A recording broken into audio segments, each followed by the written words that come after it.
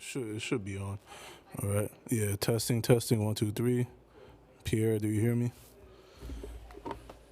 Okay.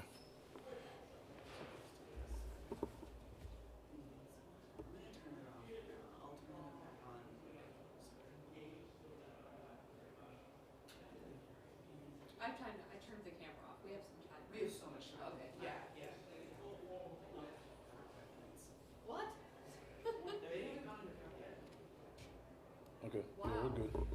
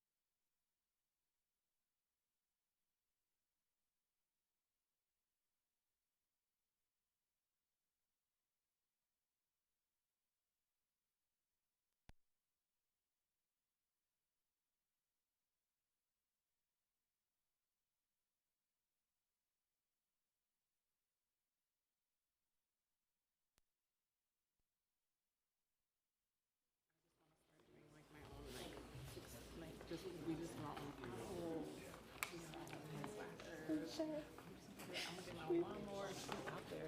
No, literally. Just go to Home Depot. Get it. I just do it myself. I got it today. They gave it to me. Cute. I like that. That's a nice design, actually. Yeah. Oh, got him. Copy. Talking I trash. see a little green light.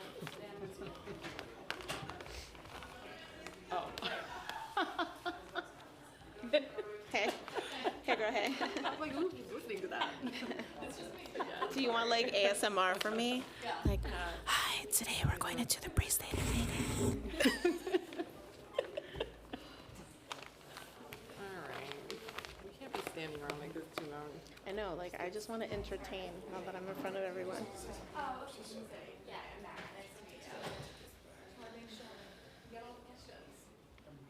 Yeah, we know. Yeah, we know. Thank you. Tell whoever is alarmed for us. Tell Thank you. whoever's listening to stop listening.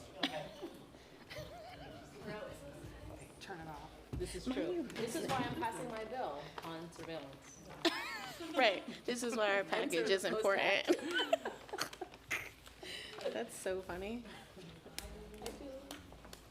Oh, hello, Councilmember Juan. How was the cake?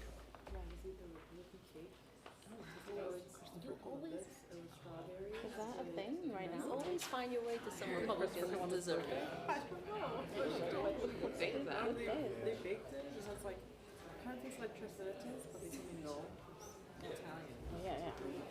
Naturally. Yeah. Even though this But guess where they got that from? Philip made it. they're loud. No. Who made it? Can't start fighting. Can't go into. Oh, Phyllis?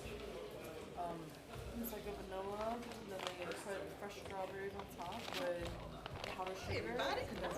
Hello. Very cheerful reading. I have my daughter here for moral support. She's sitting right here. Cute.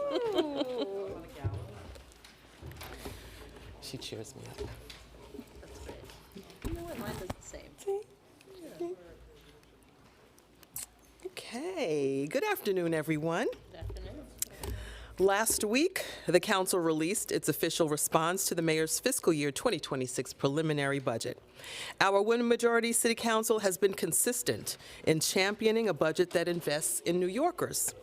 During last year's budget process, we worked alongside residents across the city to fight hard to restore library service, protect child care, and educational programs, along with other critical services New Yorkers rely on.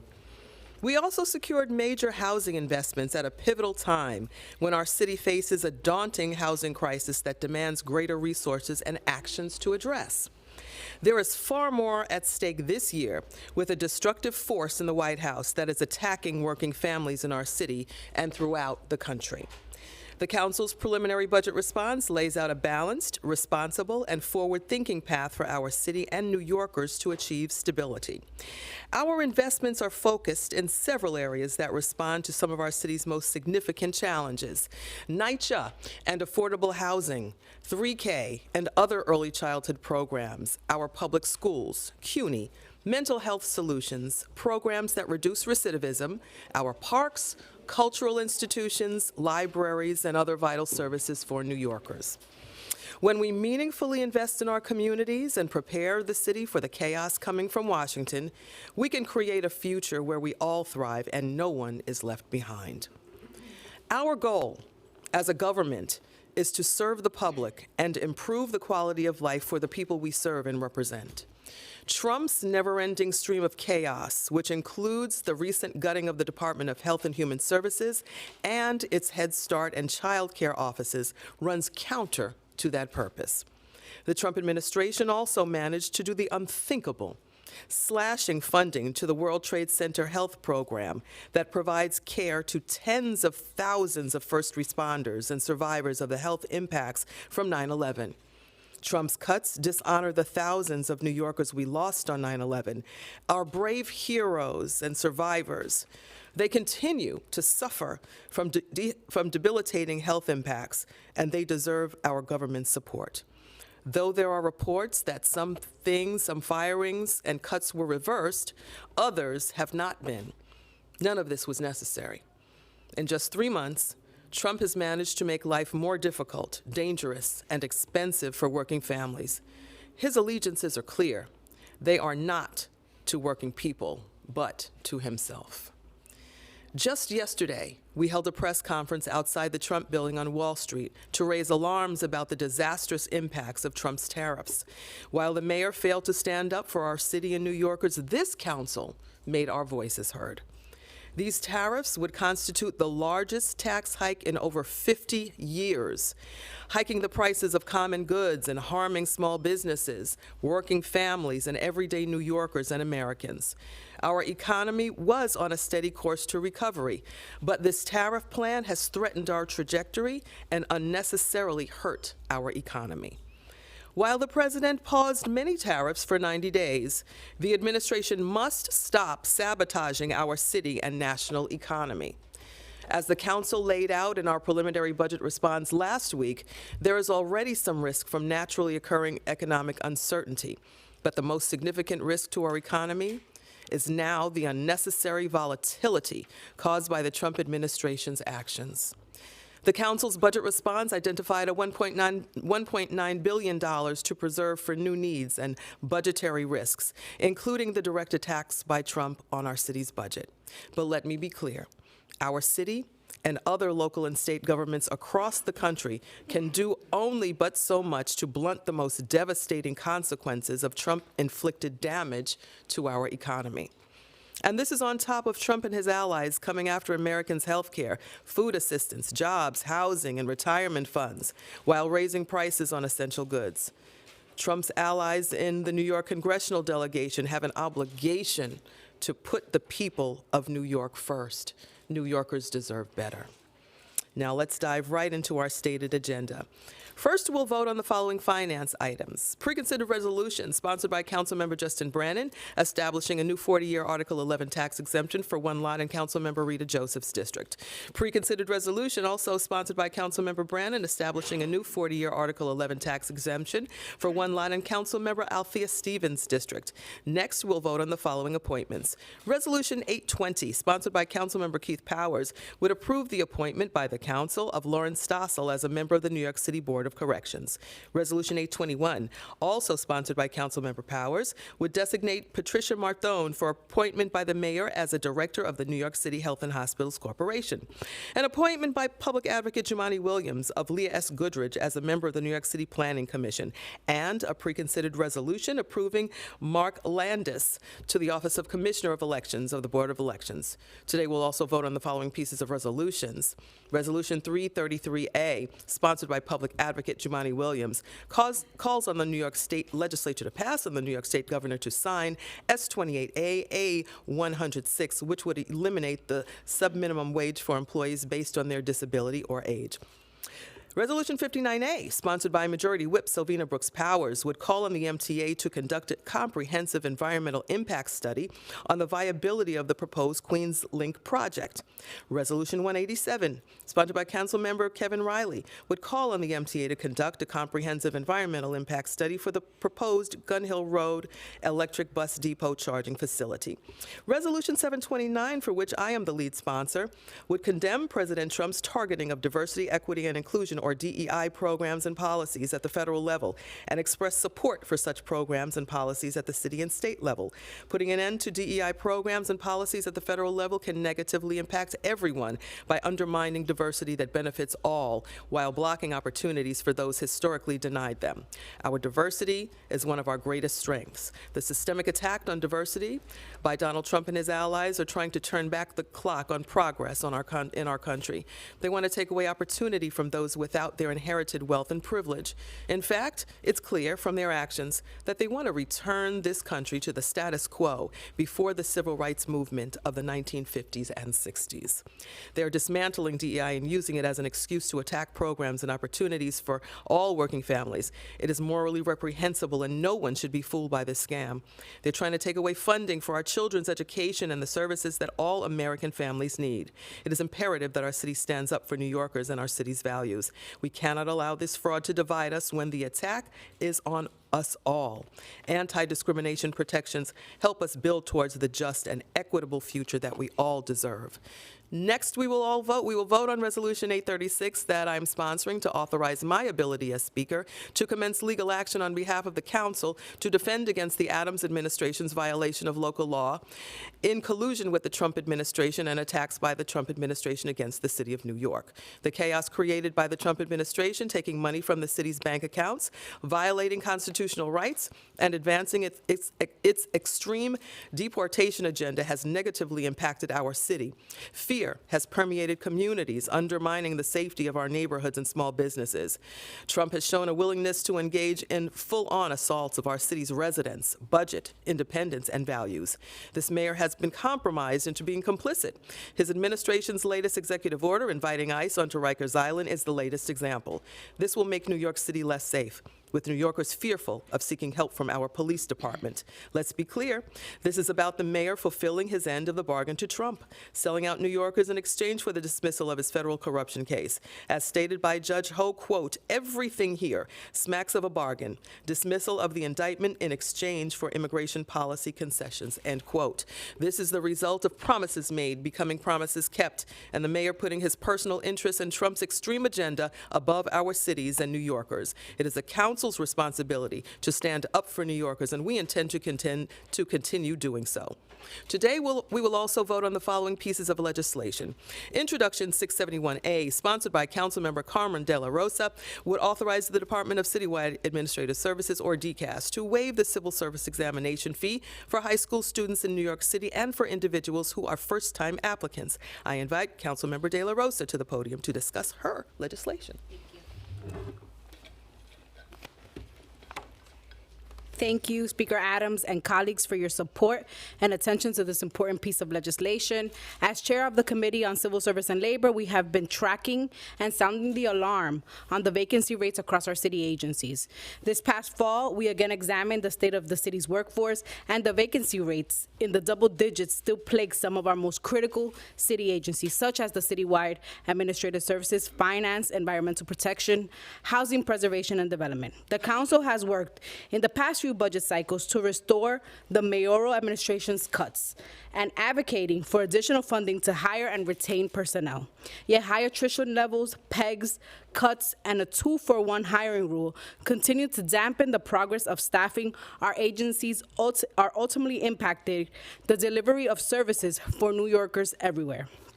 A near 5% vacancy rate across the board remains today, translating in over 15,000 empty desks, unanswered phone calls, and redistribution of responsibilities of an already overworked and overburdened municipal workforce.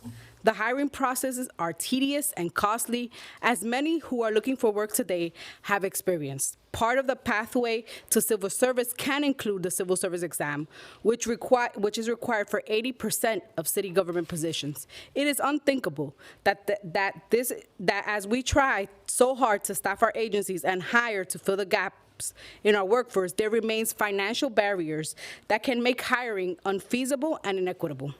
Fees for exams can range from $40 to $101, and that's just the cost of entry. Exam takers can expect to incur other hidden costs, such as study materials, transportation, interviews, etc.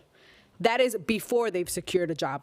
Inaccessible fees should not deter high school students or new applicants from seeking civil service careers. That is why the council is passing Intro 671, which would authorize DCAS to waive civil service exam fees for individuals who are enrolled at any public, private, or charter high school in New York City, or who are first-time applicants. Intro 671 says, we want you to work for our city. We are optimistic about Intro 671's positive outcomes and a fairer, more equitable application process for future civil servants who are urgently needed in our city. We need the talent of the New York City workforce to be strong, and Intro 671 will be a foot in the door for those workers. Thank you so much to the council and to Speaker Adams for her leadership on this issue. Thank you. Next, we will vote on a pair of bills to streamline tree maintenance. Introduction 800A, sponsored by Councilmember Natasha Williams, would require the Department of Parks and Recreation to develop criteria by which they prioritize tree maintenance. The Parks Department would also be required to post a description of the criteria used to prioritize tree maintenance on its website. And Introduction 978A, also sponsored by Councilmember Williams, would require the 311 Customer Service Center in coordination with the Parks Department to provide 311 customers who submit tree pruning related requests with certain information, including links to relevant maps and information about a program to train and certify volunteers in tree pruning. I invite Councilmember Williams to the podium to discuss her legislation. Thank you, Madam Speaker. And just a quick fun story. When I was first running for office, people would ask, what are some of the top issues in your community? And I would say trees. And people would laugh because, of course, there's tons of issues in our city, but trees are certainly one. So I'm really excited to pass this package of bills because this is really not about overcomplicating the process, but about making government work for the better. When a tree falls or when limbs are damaged, people deserve to know why the Parks Department responds to certain calls first. Is it safety, proximity to a building or a home, or likelihood of harm? Now all of this information will be public. We are closing the loop on communication because too often residents submit a 311 request, I know you all love 311, and feel like it disappears into a black hole. Now they'll get the resources right away, maps, pruning schedules, and even volunteer opportunities. This is a win for transparency and a win for accountability, and more importantly, a win for our neighborhoods. Trees are essential to the city's infrastructure, but unlike roads or sewers, New Yorkers often have no idea when or how they'll be maintained. Trees offer real benefits like shade, beauty, stormwater management, and cleaner air, but they can also cause very real problems when neglected. Hanging limbs after storms, sidewalk damage from roots, fallen branches on cars or property, or obstructive views or overgrowth. Homeowners often bear the burden of unclear communication. They do not know who's responsible. They don't know when the city is coming, and they do not know what to do if a tree near their home is damaged. These bills are about clarity. They don't just make the Parks Department process better, they empower our residents to understand it. Thank you so much. Thank you. We'll also vote on several bills that will strengthen transparency and oversight of the NYPD's use of technology.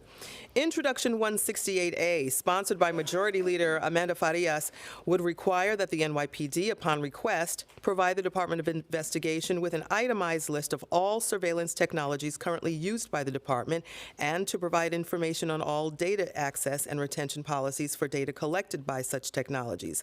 The legislation also requires the NYPD to provide DOI with semi-annual updates on all newly acquired or discontinued surveillance technologies. I invite Majority Leader Farias to discuss her legislation. Thank you, Madam Speaker. Today we are passing critical legislative package that builds on and it strengthens the original Post Act. This package includes 3 bills, Intro 233, 480, and my legislation, Intro 168. Together, these bills advance our commitment to transparency, accountability, and civil liberties in the face of a rapidly evolving surveillance technologies. Intro 168 specifically is about restoring trust through transparency and ensuring the modern policing technologies are held to modern standards of oversight. When the City Council passed the original Post Act in 2020, we took an important first step towards public accountability. But we quickly saw that the limits of that law particularly. The most glaring limit is that the Department of Investigation couldn't complete a full audit due to a lack of access to the NYPD's data. That's why I introduced 168 to close those loopholes and give oversight agencies the tools they need to increase transparency. My bill requires the NYPD to provide the Department of Investigation with a detailed, itemized list of every surveillance technology it uses, including what the technology does, what data is collected, and which department controls that data. It also mandates that the NYPD provide their access and retention policies in use by the department, and any access and retention policies included in the department's contracts with every vendor and department procedures surveillance technologies for. And most importantly, this is not just a one-time check-in. The NYPD must report to DOI on a semi-annual basis, so we have continuous, up-to-date transparency. Intro 168 builds on the original intent of the Post Act by making its goals more enforceable. It ensures that oversight keeps pace with the evolving use of surveillance tools so that all communities, especially Black and Brown communities, are protected through transparency and accountability. This legislation isn't anti-technology or anti-safety. It's about aligning our values with our systems. It's about ensuring New Yorkers know how surveillance is being used, who has access to their data, and what protections are in place. Transparency is not optional. It's foundational to public trust. Furthermore, it is a public good that will cost the New York taxpayers $0 to implement, as both the mayoral and city council fiscal impact reports concluded that this bill will have no price tag. I'm proud to lead on Intro 168 and honored to see it pass alongside the broader Post-Act expansion package. Together, we are making New York City a national leader in surveillance oversight.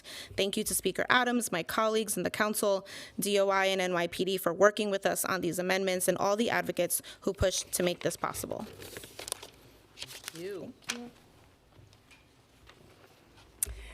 Introduction 223A, sponsored by Councilmember Crystal Hudson, would require the NYPD to publish on its website a written policy that establishes procedures and regulations for the department's use of facial recognition technologies.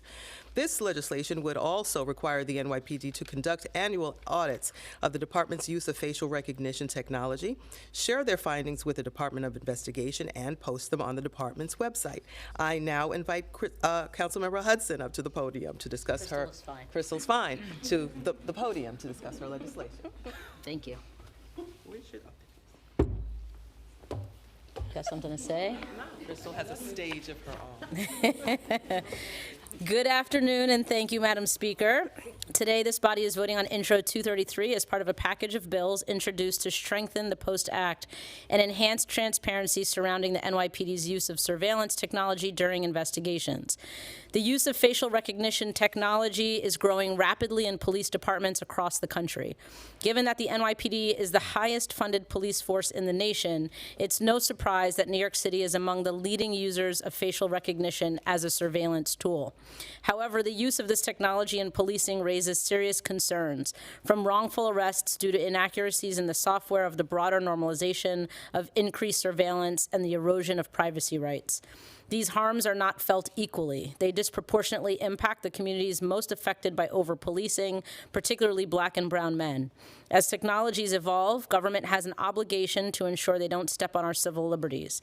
Intro 233 requires the NYPD to develop and publish a clear policy outlining the department's procedures and regulations for the use of facial recognition technology. This policy must then be published on the department's website, making it easily accessible for all New Yorkers to understand their right to safeguard their privacy and better understand how the NYPD is using surveillance technology. Additionally, Intro 233 promotes greater transparency by requiring the NYPD to conduct regular audits of its use of facial recognition technology. This bill is about increasing transparency, holding the NYPD accountable, and protecting the privacy and civil liberties of all New Yorkers. I look forward to the council taking this crucial step to protect our constituents from departmental overreach and to ensure transparency, accountability, and the protection of privacy rights for all New Yorkers by voting yes on Intro 233. Thank you. Get this out of here. You want it? Oh. The stage is movable. You can, anybody. And Introduction 480A, sponsored by Councilmember Julie Won, would update language in the existing public oversight of surveillance technology, or the Post Act, to require the NYPD to publish impact and use policies for each individual surveillance technology it uses, and make clear which entities use the data gathered from their technologies, how the data is protected, and the potential impacts on these surveillance technologies. I will invite Councilmember Julie Won up after I note that her next bill is a part of a package of legislation that stems from my 2024 State of the City. The first 5-year Streets Master Plan was due in December 2021, and since then, the city has consistently fallen short on its milestones, including the miles of protected bus and bike lanes required to be built each year. The council has consistently pressed DOT to provide updates on their progress, but they have been unwilling to do so. Today's legislation will advance greater transparency on the status of projects that contribute to the street's master plan to promote accountability. Introduction 1114A, also sponsored by Councilmember Wan, would require DOT to maintain a capital tracker for its projects, updated 3 times a year with more granular data about each of its projects. This tracker will provide greater transparency into DOT's capital planning process than is currently provided by the citywide capital projects dashboard. Now I invite Councilmember Wan to the podium to talk about her important bills today. Thank you. Good afternoon. Thank you so much to Speaker Adams and Majority Leader Amanda Farias and all the leadership. My name is Julie Won. I currently represent Long Island City, Sunnyside, Woodside, and Astoria. Mahmoud Khalil, Yunsa Chung, you may be wondering about the post act that we have just heard been spoken about, the 2 speakers before me. So there's my bill, Intro 480, as well as the 2 bills that you heard before me, and the POST Act stands for Public Oversight of Surveillance Technology. So the words that you're hearing over and over again is about transparency and accountability. We are at a time right now where our constitutional rights, our civil rights, and our personal privacy is under attack. We are seeing students completely disappear. We are seeing students who are walking home from school get taken by in plainclothes officers. We are seeing that there is direct complicity as well as our current mayor and the NYPD working together to deport students who are legally here on student visas, as well as students who are here who are permanent residents like Yunsa, who have green cards. So why does this matter? My bill 480, Intro 480, will make sure that for NYPD, when surveillance technology is used, we will have essential details from the report of how each tool functions, who has access to our data, as well as what safety risk or civil rights impacts may exist. So we are going to continue to push to make sure that through the POST Act, we require the NYPD to publish clear, separate impact and use policies for each surveillance technology. And in tandem with both Majority Leader Farias and Councilmember Hudson's bill, now we have biotechnology, biosurveillance technology, as well as all technologies itemized and understanding how these are being used. And the POST Act will also ensure that NYPD tracks how the surveillance data is shared externally with government agencies on the local, state, and federal level, such as ICE and Homeland Security. So thank you to our colleagues. We're going to continue to collaborate and continue to push as a council to safeguard from potential risks for our safety, our privacy, and diminishing of our civil rights. Next, for my bill, Intro 114. This requires that DOT create an outline as an online capital project tracker, putting an end to the era of guessing on the status of DOT projects. It is about time, I think we're too late, but it's okay, we're making progress now, to modernize DOT to have a public-facing project tracker to ensure accountability and transparency for how our taxpayer dollars are used yearly in the millions and billions of dollars. So together with Intro 1105, championed by Transportation Chair Sylvina Brooks Powers, the public will now have access to multiple tracking tools to keep DOT accountable to the public. So thank you to Councilmember Brooks Powers for your continued partnership and advocacy. So that way we really know where our taxpayer dollars are going. And now when you have a question about when your street lights are coming in, when that speed bump is coming in, when that daylighting is coming in, we'll be able to see it online. Thank you so much. Thank you. And Introduction 1105A, sponsored by Majority Whip Sylvina Brooks Powers, would require DOT to provide a roadmap of all projects planned for that year that will contribute to the requirements of the street's master plan. The department would be required to provide updates 3 times a year. Additionally, DOT would be required to provide monthly updates on the progress of projects during their construction phase. Majority Whip Brooks Powers is also sponsoring Introduction 807A that would require the New York City Emergency Management, or NYCEM, to disseminate localized emergency preparedness materials in locations that are prone to flash floods. This aims to increase public awareness on flash flood risks and to boost registration for the emergency notification system. Additionally, NYCEM would be required to develop guidance for facilitating safe evacuations before flash flood emergencies. I now invite Majority Whip Brooks Powers to the podium to discuss her important legislation. Good afternoon, and thank you, Speaker, and my colleagues in the Council for your partnership in moving forward today's legislative agenda. As the Chair of the Transportation and Infrastructure Committee, I am proud to sponsor 2 bills being voted on today that directly address the urgent needs of our communities. From overdue street upgrades to protecting New Yorkers from flash flooding, first, Intro 1105 takes on the long-standing issue of transparency and accountability in how our streets are redesigned. The Department of Transportation has consistently fallen behind on its legally mandated streets master plan goals, reaching less than half of the required new bus lane mileage in 2024 alone. Communities deserve more than vague timelines and piecemeal updates. This bill will require the Department of Transportation to provide detailed, frequent progress reports on capital projects, including funding, timelines, progress reports on capital projects, and community board engagement. Together with Intro 1114, sponsored by Councilmember Wan, it will also establish a single centralized online tracker for all DOT capital projects, giving the public one clear source for project updates across the city. Second, we must face the growing risk of climate change with clarity and urgency. Intro 807 focuses on flash flood preparedness. Too many families, especially those living in basement apartments, are at risk every time it rains. This bill requires New York City Emergency Management to do targeted, proactive outreach to residents in flood-prone areas.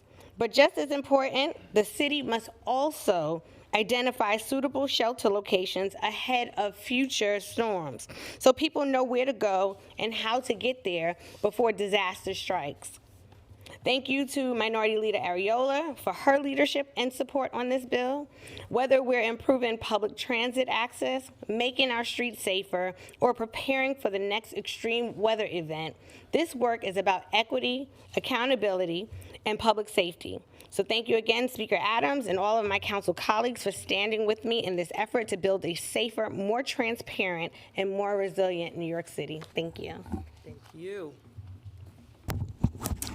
And finally, Introduction 694A, sponsored by Councilmember Sandy Nurse, the one that everybody in the news is talking about today, would create a permanent, long-term strategic planning process for establishing and maintaining a citywide public bathroom network. The relevant agencies would be required to produce a strategic planning report to be updated every 4 years with the goal of providing at least 2,120 public bathrooms by the year 2035, at least half of which would be publicly owned. It would also require the agencies to post a comprehensive online map of all public bathrooms in the city. I now invite Councilmember Nurse to discuss her important legislation. Thank you. Good afternoon. Today we are voting to make New York City flush with public toilets.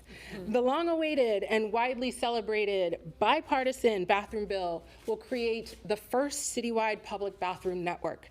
By 2035, we'll have a network of over 2,100 public toilets, more than doubling what we have now. Every single person walking around New York City should be free to pee in a private, clean, functioning bathroom. No one should have to experience the humiliation or stress of having to relieve themselves out on the street. New York City has 8.3 million residents, but just over 1,000 public bathrooms. That is one toilet for every 7,000 people. That is absurd. We can do better. The consequences of the failure to plan for more public toilets are thousands of predominantly Black and brown New Yorkers getting criminal and civil summonses, tickets, and fines simply for having a bladder or an intestine. 34 years ago, 4 homeless men filed a lawsuit against the city demanding safe and better access to public toilets. Since then, our city has grown, our city budget has grown, but somehow we have not managed to address this issue. Through Intro 694, for the first time, our city agencies will not only have to actually come up with a plan to maintain and expand a citywide public bathroom network, but they'll have to plan every 4 years. Right now, we don't have a plan. We don't have a strategy. We have a hodgepodge of agency-specific processes that create a disjointed, stunted, and some might call foul approach. The bill was developed out of the Free to Pee Coalition. Those original 4 men who sued the city inspired a diverse coalition of menstruators, pregnant people, parents, caregivers, homeless people, older people, and workers, like reporters, who came together to demand our city plan for this basic human need. I want to acknowledge and thank the people who worked really hard on this bill. Ryan Hickey from my team who's here, who also used to work for Picture the Homeless, the bill drafters Jessica Boulay and Jayar Siganapathy, my team comms director Patricia Santana, and all the organizers in the coalition. Thank you also to Councilmember Rita Joseph for her work advancing public bathroom legislation that this bill builds on. And thank you, of course, to Speaker Adams. I'm very excited to vote on this bill.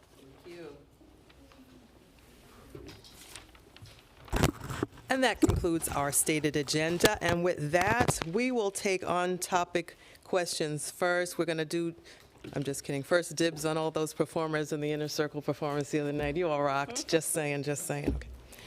Thank you. On topic, only one question and one follow-up. We will start with Ashley. So on the council budget response that you talked about, city council and the mayor's office are very apart on the DOE budget. The council wants 800 million more. How are negotiations going on that?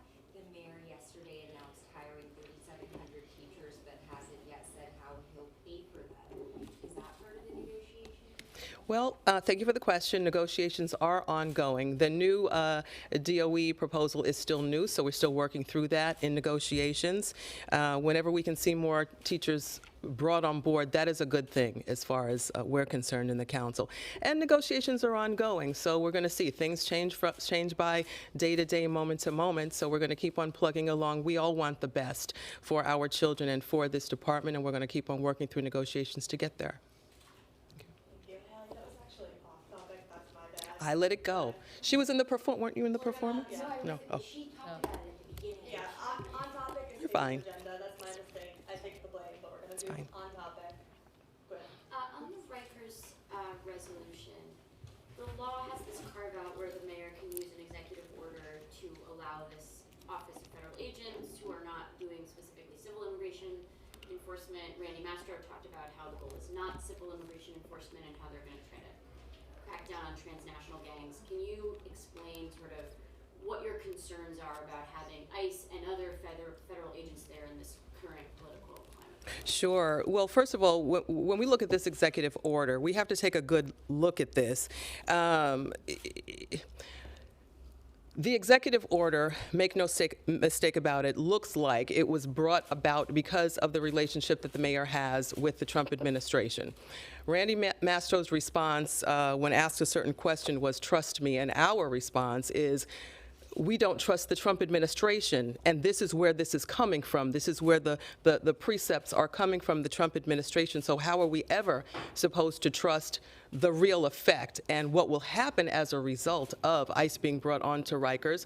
We're going to look at this because the executive order completely violates the statutory city law. So we're going to do that also. But as far as the long term, we don't trust the Trump administration to do anything right by New York. Why would we possibly trust them to get this right with ICE?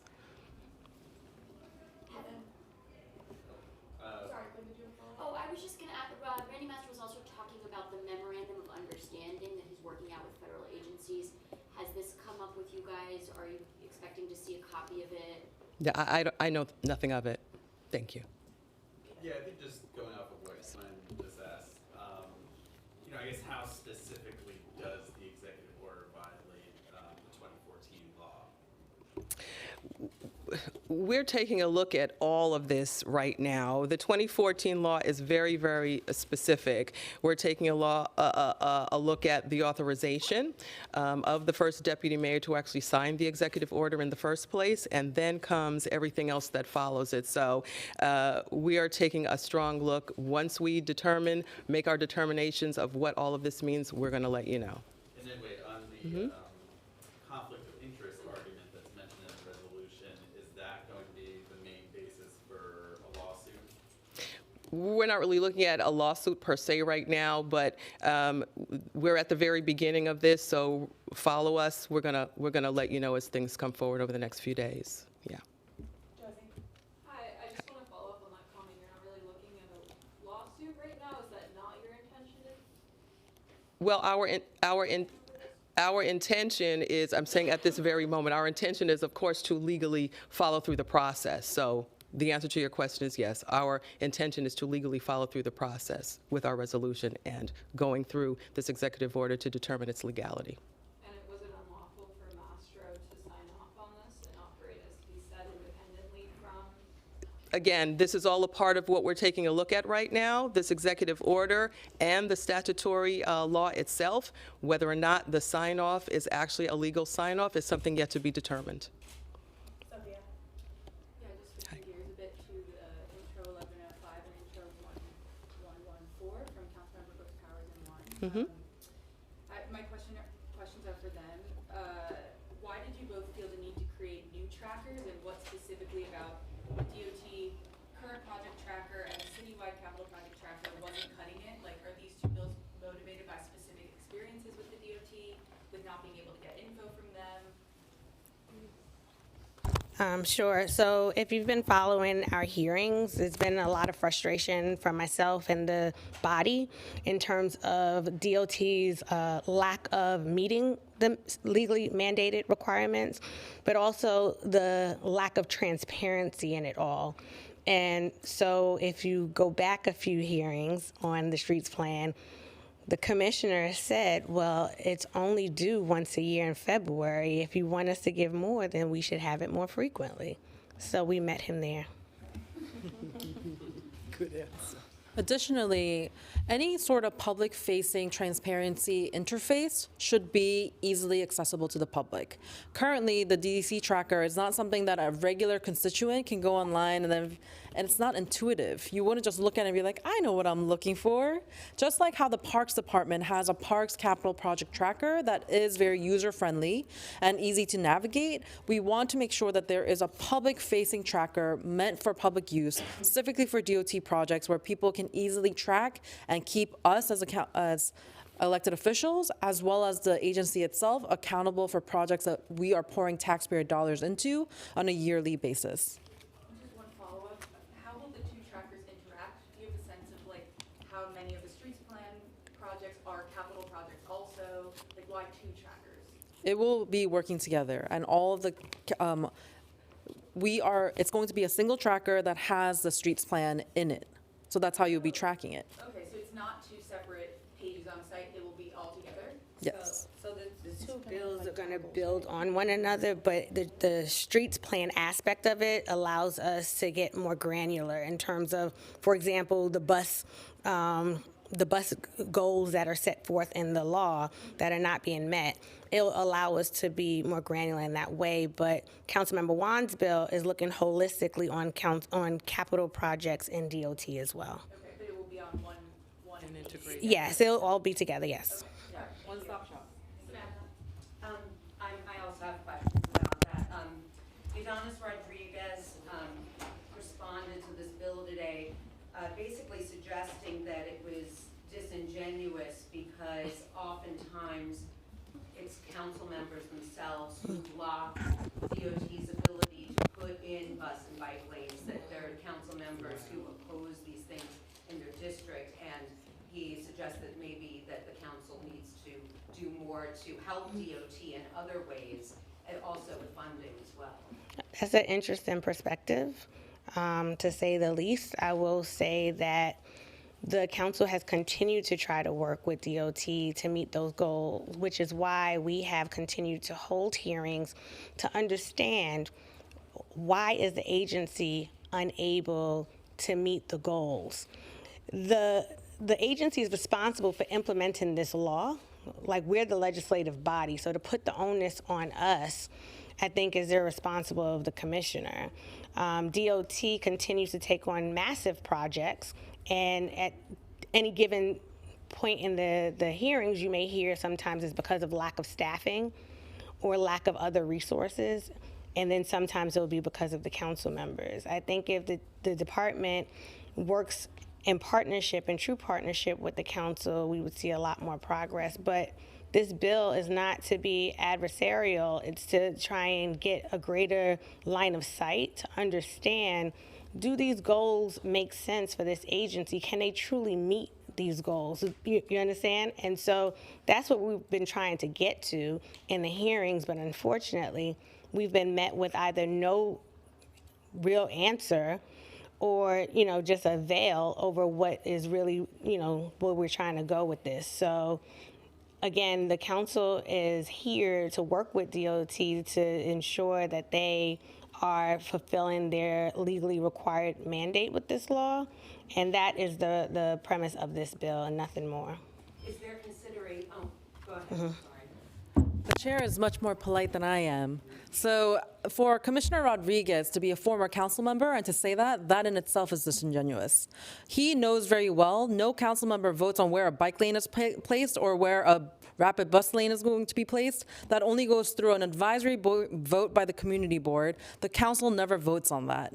Whether there is politics involved or not, it is their responsibility to take their capital plan and implement it. So let's take an example of the South Outer Roadway and the Queensboro Bridge. That is a fully funded capital project that has political support on every single side of the bridge, on every level of government, yet they are still unable to open it.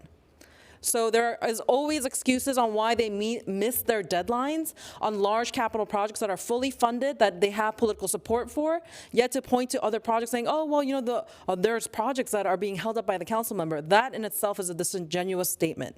This tracker is going to keep accountable both the agency and every elected official so that anyone in the public can look up every single project and know exactly where it is, whether it's in procurement, whether it's in construction, or whatever may be holding it up. And this will keep both of us accountable for any disingenuous statements that are made publicly. Is there any thought to changing it in the next 5-year plan, maybe setting the bar a little bit lower? So right now, there's not been any real discussion around that, but again, privately and publicly, we continue to ask the department, are these goals truly achievable? And I do want to add on to Councilmember Wan, because she raised an important point in terms of what our role is versus the department. What we have noticed is that where the department's priorities are, they're getting near to almost complete on those goals. So when you look at the bike lane goals, they are much further along than the bus lane goals. And I think that that's concerning in light of us having congestion pricing right now and understanding that communities like the one that I represent rely on buses to be able to get into the city or other parts of the borough, and that has not been prioritized. So again, it has not been any solid conversations, but we are trying to understand, do these goals make sense? Because if not, then we should revisit it. Regarding ICE at Rikers, local law 228 of 2017 requires quarterly disclosure of all immigration enforcement contacts between federal enforcers and the city. Is it your understanding that every time a ICE official contacts an inmate or detainee at Rikers, that would need to be disclosed? Or what's your understanding of how that all will function in light of ICE back at Rikers? Yeah, I believe I would have to take a closer look at that particular perspective, but I would think that these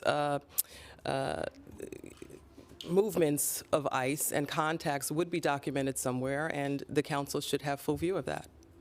And regarding the bathrooms, why is it so hard to build a bathroom in New York? And what are you going to do to prevent, or contemplated will be done to prevent illegal activity, et cetera? So bathrooms are expensive. The way, for a number of reasons, but for example, a park bathroom with a woman and a man, separate areas, brick and mortar is almost like $3 to $5 million. It takes about 5 years to build. There are new models out there. There are new ways that other cities are achieving the goals of a bigger bathroom network, and we're just starting to get on board with that. I have a modular unit in my district called the Portland Loo. It's the first one in Brooklyn. It cost just under $1 million, and it took just under a year to build. We should be aggressively pursuing options like that. And the other part, what was the other part of your question? Antisocial or illegal? Yeah, I mean, listen, parks and every single agency needs to do better to maintain all of our public spaces, our plazas, our parks, our bathrooms, our trash. I mean, everything needs to be better invested in. We need more capacity. That's why legislation like Councilmember De La Rosa's is so important. We need more people in the workforce, and we need the resources to hire people. We're a growing city. We're I think it's 8.8 now, I heard this morning, 8.8 million people. We're going to grow. We need to put the resources to maintain our public spaces so that we can enjoy spending time outside, and that includes places to use the bathroom. Do you envision like a matron or something? Like who would make sure that there's not antisocial behavior? We're gonna move on the list. On the Rikers Okay. the mayor is recusing himself. Doesn't that raise the question of whether there are other policy issues, budgetary issues, that the mayor should also be recusing himself? If he is recusing himself on this issue because of a perceived or existing conflict of interest, what's to prevent him from recusing himself on, let's say, funding migrant shelters, funding immigration programs? You know, Liz, that remains to be seen, but what I will say is that there is no question that I will always stand firm to protect New Yorkers, even if the mayor refuses to do so. He's clearly placed his own interests first. That's obvious, and those of, obviously, the Trump administration as well, above the safety of our city and the people. And we know that New Yorkers deserve better. What else he may recuse himself of in the future, that remains to be seen. But doesn't this now open it up? It's a slippery slope. Couldn't you as the council now say, well, you've already set a precedent that you are going to recuse yourself in this one instance. Going forward, if he makes other decisions regarding immigration policy, couldn't you then step up and say, what's to prevent, you should recuse yourself? Well, we're gonna cross that bridge when we get to it, but I certainly hear your question loud and clear, and it is something that we have taken note of. We are off topic. We're way off topic, aren't we? I think this is the last question. All right, and also regarding the ICE executive order, reading through the resolution, it seems like it would give you, the speaker, the authority to not only potentially sue the Adams administration, but also potentially the Trump administration. Is that a correct interpretation, and what could that look like? Could you kind of draw the distinction between them? Sure. It is, you are correct. This resolution certainly does that. And it is, again, for the protection of New Yorkers. We've seen the destruction and the chaos already as far as the Trump administration is concerned, and the harm that it is already, wreaking on New Yorkers. We can go down the list again, but we did that yesterday when we did the rally around the tariffs. Likewise, the mayoral administration and the apparent partnership with this destructive administration. So yes, you're interpreting that correctly. Yeah. Thank you all. Just comment on that specifically. He did tweet this morning that he was looking into some sort of order to take all funding away from sanctuary cities. Was that on your mind? Correct. Mm-hmm. Thank you, everybody. Thanks, everybody. Thanks, colleagues. Thank you, Speaker. Good work. Yay.